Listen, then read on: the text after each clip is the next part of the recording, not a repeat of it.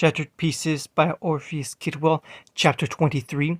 Back within the walls of Mount Glen, Argent and Hidan accompanied Naruto on his way back to the hub. This really is quite something, the former bodyguard of Alexander commented as they passed through. I am certain to see why you decided to guard it so dearly. I've been to this place before. It was years and years ago, but I came to learn how to fight Grim by one of Beacon's professors. The buildings were all half destroyed and the streets were lined with rubble. I'm sure it only got worse in the decades since then. We worked very hard to make this place ours, Sir Argent, the blonde replied. Fixing the infrastructure, disposing of the Grim, clearing the rubble, and gaining our vassals' allegiances.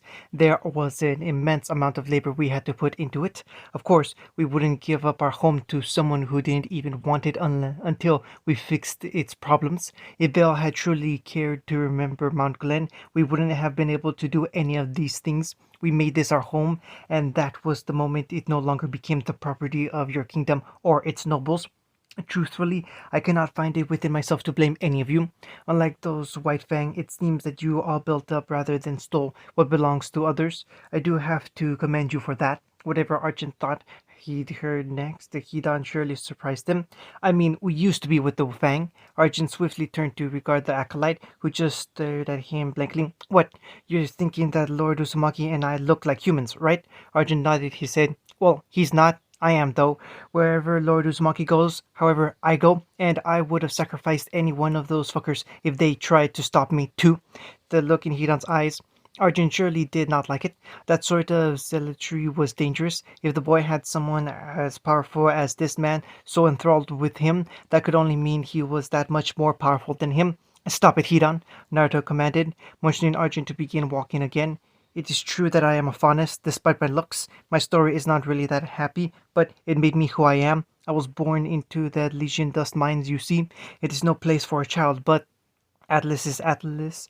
Atlas does as Atlas does, I suppose. My mother died giving birth to me, my father. I never really knew who he was, and I don't care to find out either. However, my semblance was awakened quite quickly due to the conditions such as upbringing has. Partway through the tale, Naruto's eyes had shifted to a deep purple. The Shin'i are a harsh master, requiring you to give your all in return for very little. At some point during my childhood, I became friends with another of the miners, an old man. He was quite unique, as the faunus tended to die very early in the mines. Someone reaching even 25 was a significant occasion. Riva lived to be well into his 70s before he was eventually crushed underneath a cave-in. I happened to be around at the time and ended up taking his soul. His secret was that his semblance allowed him to rapidly regenerate any injuries, illnesses, or ailments away, prolonging his terrible life. I don't think even he knew about it, and neither did the Shin'i. However, I was not so lucky. The Shin'i give little to their wage slaves, but proper medical treatment is at least one of them. The doctors tried to see if I was injured after I returned and reported what happened. When they tried to draw blood, the syringe broke. My skin healed so quickly that it snapped the end of the needle. After further tests, they realized it must be a semblance and reported it to the higher-ups. Shortly after that, I was taken by Dr. Yamato Orochimaru. Arjun thought carefully about the name. Why does he sound so familiar? I could swear I've heard of him before. Yami chuckled. Oh, probably. I hear it was all over the news when he and all of the employees at his lab were murdered by the White Fang. Yami lost control as Naruto resurfaced. That's where I met Nissan and Nichan. The blonde wore a truly happy smile, and Arjun thought he looked very much like a child just then. Dr. Orochimaru did terrible things to all of us. I lost my ears. Haku was forced to kill her own parents. You'll meet other people here who went through the good doctor's tests. We were saved by the Fang and followed them out of gratitude. Then they came under new leadership and we parted ways. However, while under my service, you are not to attack them. Even if we are separate now, I still think of them as my family because Nissan is still with them. Their new boss is the big reason why they shifted from their previous attacks to stealing dust, though I don't really get why myself. I just know that Vel is likely to have more than just the nobles fighting very soon. That's why I wanted to lay my claim now so that I wouldn't have to get involved in that. I see. So you really had no intentions of being involved in Velian affairs after all? The blonde shook his head. No way. I'm not Valiant after all. Actually, after what that man did to me and my family, I'm not sure we can actually be tied to any of the kingdoms. Dr. Orochimaru was quite happy to play with his patient's genetic coding. He actually turned several humans into artificial faunus. Most of them ended up dying, but those who survived are here. Nissan was excited to kill him, and I'll never fault him for that. I'm entirely grateful to him for ending the life of my tormentor. Arjun tried thinking about why that title was familiar. It sounded Mistrillian. It meant something like older brother, right? Who is your older brother that did this? I assume he wasn't actually related to you or from the labs, right? You said that after you were saved, you joined the White Fang. The blonde nodded, but looked at Arjun with a very determined stare. I will tell you, however, if you ever touch my Nissan, I will personally take you on myself and ensure there is nothing left of you to bury. You understand me? The knight wasn't entirely sure, but he could have sworn the blonde was surrounded by a dark aura that consumed all light around him. Even someone as steel-nerved as him couldn't help but back up a step with the force of the aura that the blonde released, though. When he nodded, his new liege smiled happily and let up on the pressure in the air. When did I stop breathing? He couldn't help but wonder. My Nissan is Adam Taurus. Arjun was struck with the realization of why the blonde had told him that. Adam Taurus. That was a man with a nasty reputation even amongst a terrorist organization like the White Fang. When it came to the Valiant nobility, even someone like Argent was told to stay far away from him. He was sadistic, he was bloodthirsty, he was ruthless. That was the kind of person his new liege looked up to. Did he truly make the right decision following him? No, no. If the tale he weaved was the truth, then someone like that saved him from something I couldn't even possibly imagine, and seeing something like that surely had a hand in making Taurus the man he is today. Perhaps it is better to be on the side that he would not attack, but I need to ensure that he does not further harm Vale. What if he attacks me? Arjun wondered. I will inform Nissan that you're one of my clan now, Naruto stated with such a tone of finality Arjun couldn't argue. He carried himself like a liege lord should, and Arjun found it instinctually to believe in him. Of course, my liege, I will do as you say then. I would prefer to find a way for the White Fang to stop their attacks and robberies of the kingdoms, though, the blonde sighed. As would I, Argent. I don't hate humanity, you know, and Bell never actually harmed me personally. I would prefer if Nissan would take control of the White Fang, or the Fang here again, and that witch would disappear forever. I don't understand why he takes orders from her. If he would just give me the word, I'd destroy her. But I promised I would not fight her for his sake. Arjun wasn't sure of anything Naruto was saying, but only nodded. You'll be filled in later. For now, welcome to the hub. Far outside of Mount Glen, those left of King Alexander's forces had gathered when the artillery barrage of their camps began. The order had been given to retreat after deliberation amongst the various nobles. They pulled back out of the woods, and hours ride by horse from the walls. Thousands still remained of their army, though morale was disastrously low. When King Alexander and Argent hadn't shown up, the nobles left gathered into their hastily raised command tent to discuss what they should do. They had come with 12, and now they were 5 here. This entire thing has been one catastrophe after another. We need to figure something out, and fast. The first among them to speak was Duke Beryl Sage. He seemed to be somewhere in his late 30s, with shoulder-length red hair and a pair of eyes as bright as the clear sky. He wore a blue military jacket and slacks. With his family's emblem, a lightning bolt emerged from a cloud. On his left breast, the man himself was quite overbearing, with a body more similar to that of a blacksmith than a noble or soldier. Perhaps if that coward wasn't so incompetent, things would have gone more smoothly. The second was a tall woman with silver hair that extended to her back and green eyes. Countess Aqua Alten was fair of skin and wore a prideful expression that implied she would have done much better in Alexander's position. She wore a white blouse under a similarly blue jacket, though hers was unbuttoned and a knee-length skirt. Blame His Majesty all you want, but this is the fault of all of you glory hounds. A united front will not be broken, but 1,000 rats cannot be corralled by even the most skilled shepherd. This is as much your fault as his. Much older than the others, the archpriest of Vale's temple of the Creator looked no less capable than them despite it, likely in his 50s. Ardio Salinus had a hard look in his brown eyes. They were filled with the disappointment of a stern father. His already stark white hair was cut close to his head and matched well with the white and red robes he wore. The table was silent after his words. I think you may be right, father. The fourth member of their little meeting seemed far less high-born than his compatriots. Shoulder-length purple hair caked with a small amount of blood and dirt already put him apart from the rest of them. His dark skin and missing left eye only served to expound upon that difference. Marcus Aurum was not a noble or a priest, but a merchant. It seems like our greed got the better of us. Do my ears deceive me, or are things so bad that even the head of the Bankers Guild is admitting to short-sighted greed? Beryl wondered. His eyes were full of amusement, though his smile was obviously strained. Things were not going well at all, and they all knew it. I have the capability of understand my mistakes, Lord Sai, Marcus responded coldly. What are we to do, though? Recognizing we have done something wrong and actually rectifying the issue are two different concepts that aren't always linked. I think we need to pull back and hire competent mercenaries instead of relying on these easily broken peasants. Although also a merchant, the man who spoke was much different to Marcus. He was extremely short, fat, and had this look that could disgust even his own mother, if she was even alive. He wasn't old, necessarily, but his light brown hair was certainly receding, and he wore a pair of circular-rimmed sunglasses that hid his eyes. This man was the owner of the world's premier shipping company he named after himself. Gato Kitsui was not actually Valian. His citizenry and company were based in Mistral, but that never stopped him from seeking out profits. His loyalty was to Leon, not to a patch of clay he happened to be born on. Are you suggesting that we retreat?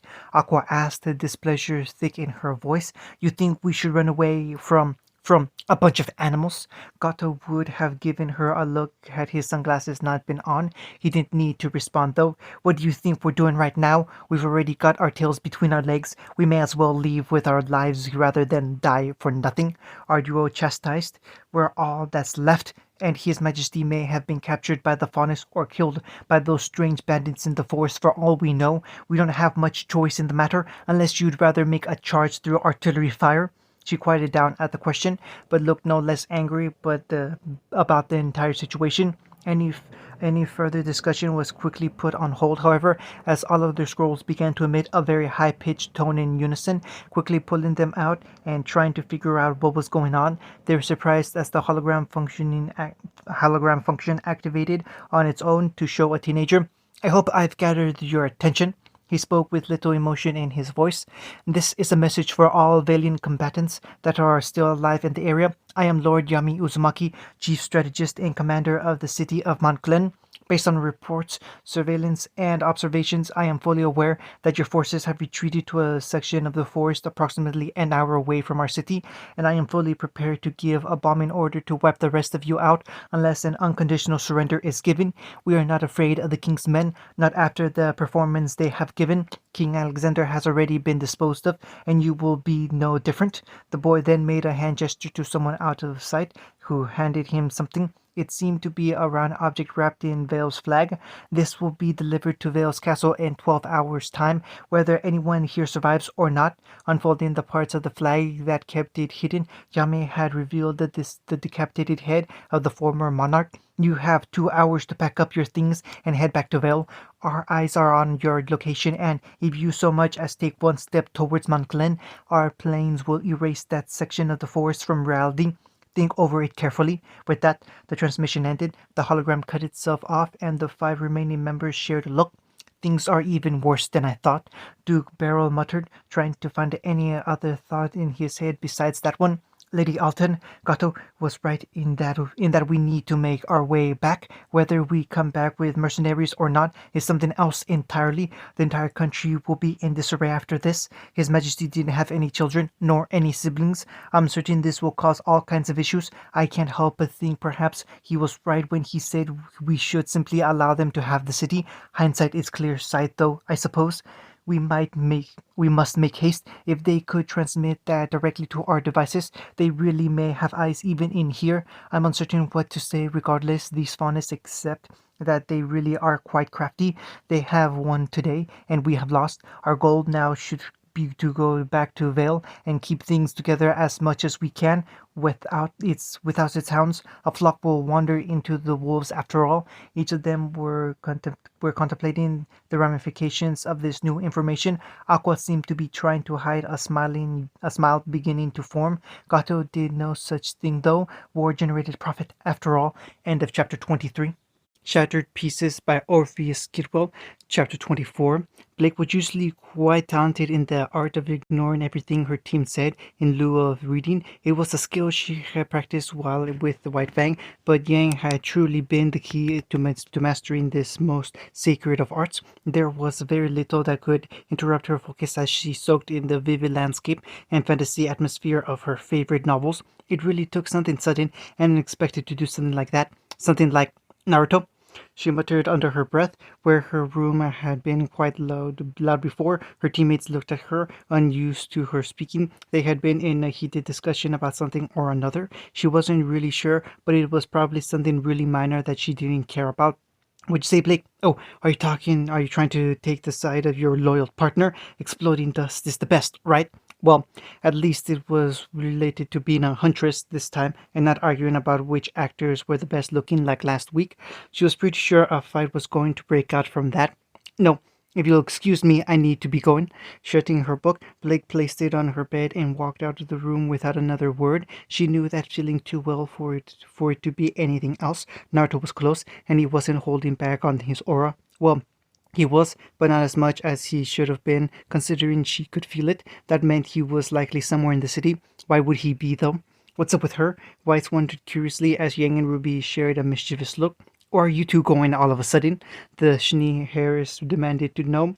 We're going to find out where she's going, obviously. This might be a good chance to find out more about her and help the team synchronize more. Blake is really secretive, and as leader, it is my job to find out things about her. Weiss looked prepared to argue, but she gave up. Ruby wouldn't listen to reason, and she was more than a little curious anyways. Fine, I guess I don't have a choice. If I don't tag along, you two will get involved in something dangerous after all. Ruby just cheered happily that Weiss was tagging along as well, straggling her cloak and securing Crescent Rose to its holster. Let's go. That semblance of yours has got to be the most convenient thing I ever seen, Gurren noted jealously. Their entire group had taken a trip through one of his mirrors and traveled from the hub to the road leading to Vale into a single moment. As it stood, they were about 2 minutes walk from entering the city, while appearing within the castle itself would have been a larger impact. Yami surmised that keeping Haku's semblance secret as long as possible was in their best interest. Just as had been promised, it was nearly 12 hours later, and they were here to return Alexander's head to the kingdom, along with the rest of his body. The negotiated treaty. All efforts had been taken to ensure this would be as safe as possible, but unless they called in the huntsman, Naruto was extremely confident in their chances. Even if they did, he was still sure Ospen was the only one that could pose a problem. He wasn't likely to intervene, though, considering he'd sent a team to aid him. It wasn't long before the group made their way into Vale's capital and Tichuo City. It comprised of Gurren, Haku, Neo, Zabuza, and himself, which he felt was more than enough. Hidan and Kisame had been left in Mongoland to both run the city and watch over Argent. He seemed trustworthy to a degree, but he still hadn't quite proven himself yet. He also didn't want to bring him back to Vale in case his loyalty was still thin. Nia had taken the lead, considering she was the most familiar with the city, while both Gurren and Zabuza had been here before prior to being captured by Dr. Orochimaru. That was quite a number of years ago. Your aura is leaking, Lord Naruto, Haku observed. No, It's not, the blonde replied. Belle won't be receiving the courtesy I usually offer others. We're technically still enemies. I know you three can handle it, and Neo should be able to deal with this much at least, right? Their guide nodded, though she was squeezing her umbrella tightly to control herself. If I go into the negotiations like this, it will put the nobles on edge, and I can slowly increase it to get them to agree to our terms. I won't release enough to make them pass out or anything, but I want to ensure they know where we stand. Naruto! The group stopped with all but the blonde himself placing their hands on their weapons as they turned towards the voice. Upon seeing Blake, they released their arms. Naruto could only grin widely as the Ravenhead made her way over to the group. I knew I sensed your aura. What are you doing here? We're here to negotiate with the Valiant nobles regarding the independence of Mount Glen. Gurren exclaimed to the girl. Well, I should say that Naruto is here to do that. We're mostly here to ensure they don't try anything. Blake noted the members of the little group and looked a bit worried. After a moment, that worry disappeared. I'm glad you didn't bring heat on, if that's the case. What do you mean the independence of Mount Glen? What's going on? Naruto looked to Neo, who nodded and flashed her aura to create an illusion while Blake joined the group walking. The clan is no longer allied with the White Fang as of a few weeks ago, Yami exclaimed. Adam agreed to our leaving so long as the clan doesn't hinder the Fang in any capability. It was a simple and easy request, so we adhered to it. Losing the supplies that Adam supplied us with, however small they were, was still a blow to our resources. We found that it would be best to secure the independence of Mount Glen as an independent city-state so that we could trade with others reliably without Vel interfering. It was not without a bit of violence, but the forces Vel stand retreated, and we are here to negotiate the treaty. You you fought against the Vale's military? Blake seemed confused a moment before that changed into anger. How could you do something so dangerous? What if they had died? You can't just take on an entire nation and expect to come out on top. This isn't the same as one of Adam's missions. Instead of Yami replying, it was Haku. This was likely due to the fact that Naruto was busy restraining Neo from attacking her. Do not worry, Lady Belladonna. We took all appropriate measures before engaging in such a thing. We contacted the other three nations who gladly sent us material aid. I had gathered information on their military strength. We restored the walls and were armed with both artillery and air force. Though its use was never required, there was never a reason to doubt our victory. Haku's calm assessment took Blake aback. She could only sigh. I still can't fathom that you'd even think about doing something so idiotic. And now I'm sounding like Weiss. Naruto's eyes flashed red a moment before he regained control with a strained smile. Composing himself, he whispered something to Neo. She nodded and led them down a side street. Confused, Blake watched as the girl's form shattered like glass. Not a moment later, three bodies dropped from the rooftop of one of the buildings they were between. Hello there, Nissan's team. Naruto cheerfully greeted the tangled mess of limbs that Blake soon realized were, in fact, her team. You know, you weren't really that good at hiding your aura. The three managed to get back to their feet somehow as Neo appeared at Naruto's side again. We're just getting sidetracked all over the place today. It's probably fine, given I doubt the nobles have even fully managed to get here yet. Sabuza mentioned, even given the time we allowed them, it's difficult to know how quickly they traveled. They weren't exactly well rested by the time we finished. Who are you? The red-cloaked girl asked the blonde. Looking her over, he recognized her as Ruby Rose, the girl Cinder was so interested in. He smiled and bowed his head in the traditional greetings of Mistral. I am Naruto Uzumaki, Lord of the Grand City of Mount Glen, and Blake's younger brother. I've heard a little about you three from Nissan and from the people in my city. I needed to ensure she was properly looked after, didn't I? When he raised his head, Ruby seemed ecstatic. Yang looked intrigued, and Weiss eyed him strangely. I was a little worried about the Schnee amongst you, but I'm sure that if anything happened, I could solve it rather easily. Naruto, please, Blake muttered, causing him to nod.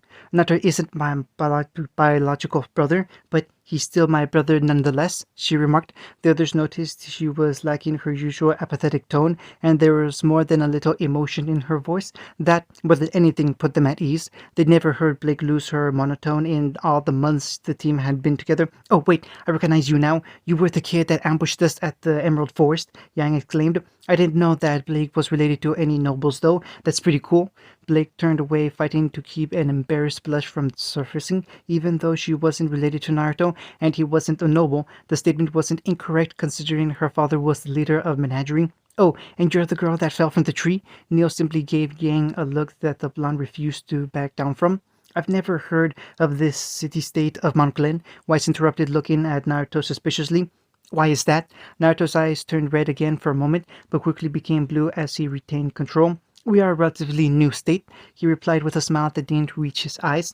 Our independence was only recognized by Vel recently, despite the other kingdoms giving us the recognition we deserved. At one point, Mont Glen was a frontier city that Vel forgot about. My family and I found it and cleared it of Grim, rebuilt it, breathed new life into it. Vel had forgotten of its existence and didn't even send scouts or huntsmen in the area to protect the nearby settlements.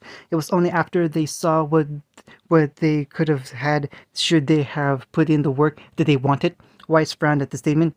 You almost sound like you recently had a revolution and defended it from Vel's forces. Naruto smiled innocently. If that were the case, I suppose that would mean that Faunus were capable of being besides mining and medical tests. Wouldn't it? Ruby and Yang shared a look. He was definitely Blake's brother. I thought I'd be able to forgive Jack's children for not taking part in my upbringing, but I'm almost tempted to give Yami what he wants now that I'm standing near you.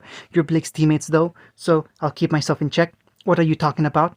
You make it sound like we did something to you. Weiss seemed genuinely confused. The blonde's eyes turned red again, and this time it was Neo who kept Naruto back while he struggled to hold Yami in. I think it may be time for us to leave, Gur noted with a look to Blake, who nodded. She gazed upon the Shnee Harris before adding, There are things your family is responsible for that would have even you funding the White Fang. Jackass's tendrils are spread far and hooked into enterprises that make a violent revolution a welcome alternative. Count yourself lucky that Lord Uzumaki is so forgiving. Weiss watched as they left, looking towards Blake. There's a lot about Naruto that I don't really know, nor do I want to. He's been through so much that I can't even imagine. Here and now isn't the time to discuss it, though. With that, she left as well in the opposite direction that Naruto group had gone. End of chapter 24.